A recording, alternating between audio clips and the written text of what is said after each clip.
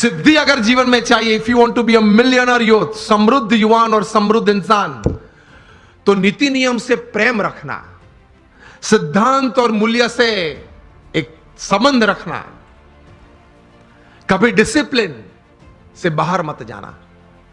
जो जो बाहर गए हैं वो सब टूट गए हैं, बुरी तरह से टूट गए हैं। तो इसी तरह से पूर्ण सफलता जीवन में मिलती है। प्रमुख स्वामी महाराज की यह बात मैं कह रहा था कि उन्होंने जीवन में यह कार्य किया, कितना प्रचंड पुरुषार्थ किया। शायद पृथ्वी पे एक ही व्यक्ति होंगे प्रमुख स्वामी महाराज जो 18,000 गांव में लोगों के जीवन उन्नत करने के लिए स्वयं पधारे। आप मुझे एक भी व्यक्ति का नाम दे जो 18,000 गांव में स्वयं गया हो। अरे वोट लेने के लिए भी व्यक्ति नहीं जा सकता। हमने प्रमुख स्वामी महाराज को देखे हैं जब उनकी उम्र 60 थी, 65 थी, 70 थी, 75 थी, 80 थी। तब रात को 11 बजे, रात को 12 बजे तक आदिवासी के झोपड़े में बैठे हुए देखे हैं और उनके परिवार के साथ उनको कुछ नैतिक आध्यात्मिक बातें करते हुए देखे हैं, उनको व्यसन मुक्त करते हुए देखे हैं। यह प्रचंड पुरुषार्थ निस्वार्थ भावना से, तभी यह संस्था इतनी बड़ी हुई है।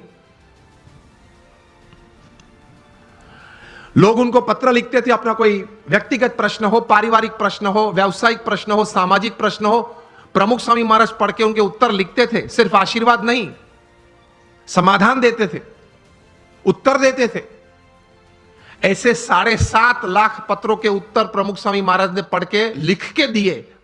Eight an unbelievable average of reading and answering more than 70 letters a day without a Sunday for 45 years. प्रचंड पुरुषार्थ। 3.5 लाख से ज्यादा घर, ऑफिस, फैक्ट्री या दुकान में उन्होंने व्यक्तिगत पधरामणी की, एक तीर्थत्व देने के लिए।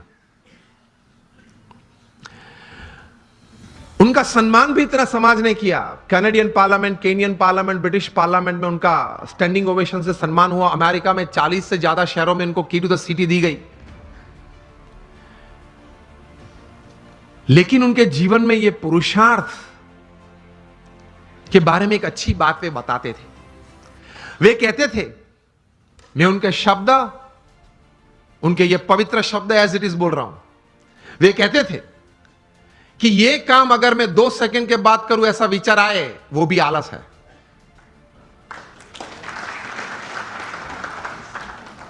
वे कहते थे जो काम अभी करना है वो अभी होना ही चाहिए।